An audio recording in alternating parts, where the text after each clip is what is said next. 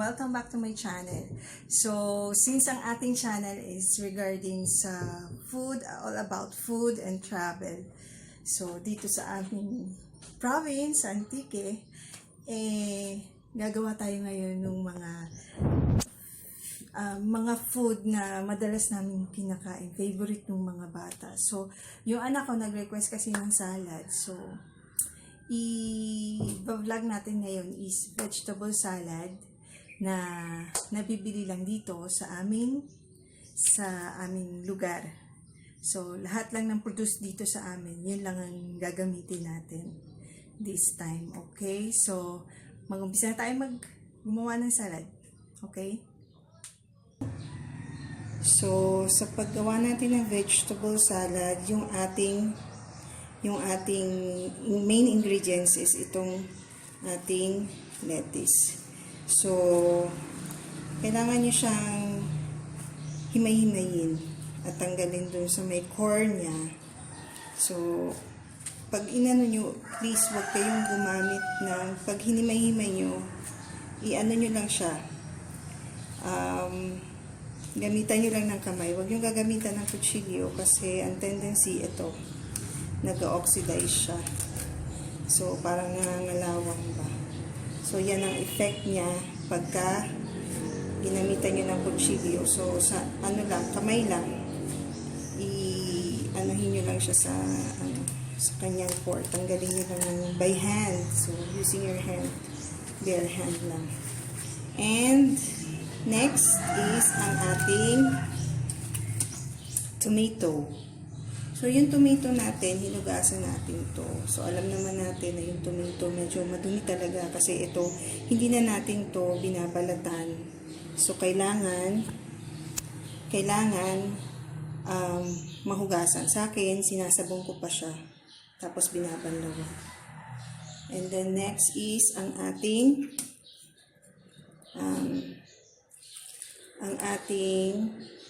cucumber.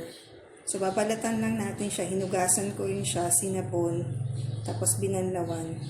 So, itong cucumber, puro local produce itong mga to dito sa amin. Guys, ito, lalagyan natin siya ng egg, boiled egg. So, ang technique, you have to put vinegar.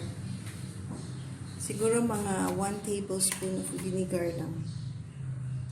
Para hindi mag-break yung inyong egg. Kasi minsan, pag nagpapakulo tayo, nabe-break na yung egg, hindi na siya nag-perfect na bilog. So, iba na yung nagiging shape niya. So, nagiging abstract na yung kanyang shape. Pagka minsan, inano na lang natin siya, pinaboil na lang natin siya. So, minsan nagbe-break siya. So guys, ito ang ginagamit kong sauce. So Caesar salad ng Baby's Choice and Parmesan cheese. Ito mga 100 plus to. Ito rin nasa 100 plus. So ilang mo naman siya magagamit So okay na. Hindi mo naman ito lalahatin sa isang gawaan lang ng salad. At saka ito maraming gamit talaga ito. Tumatagal to sa akin. And optional, yung ating bacon. So, virgin ang gagamitin natin. So, gagawin nyo lang dito is, you have to chop it and then i-garnish nyo lang siya. So, nakakapag-add siya ng flavor, saltiness niya sa salad. So, first, we have to tear this up. So, yan lang. I-tear mo lang yung mga lettuce. Loose leaf lettuce to.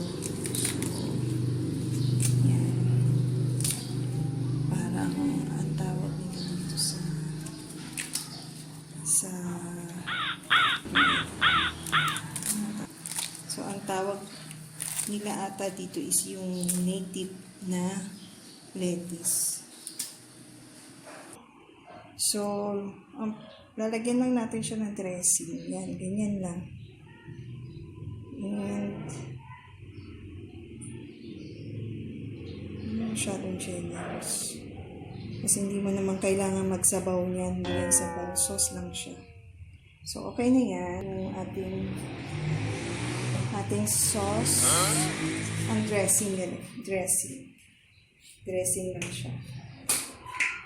And the Parmesan cheese. Ito yung magiging salt niya. Okay.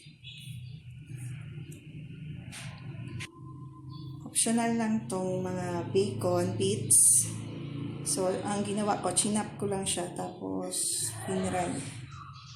So, yan lang. Bacon bits. Siya rin yung magdadala ng lasa and the saltiness of the salad. So, yan na po ang ating salad, vegetable salad. Sana natulungan ko kayo na mag-prepare. So, simple lang to and pasok sa budget. So, let's taste kung anong masasabi ng ating hurado.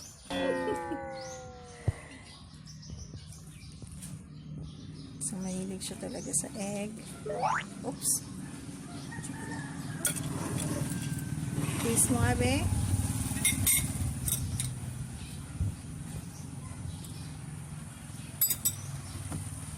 Chopstick talaga siya. How does it taste like?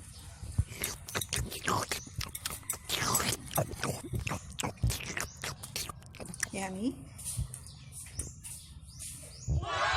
So, guys, kung nagustuhan nyo yung aming video regarding sa healthy food na paborito na aking bunso, so please like, share, and click the notification bell and subscribe.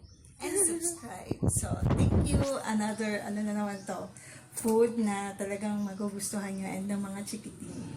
Bye! See you next And time. Ay, what? click the big thumbs up. Big thumbs up. Okay, bye! Bye-bye!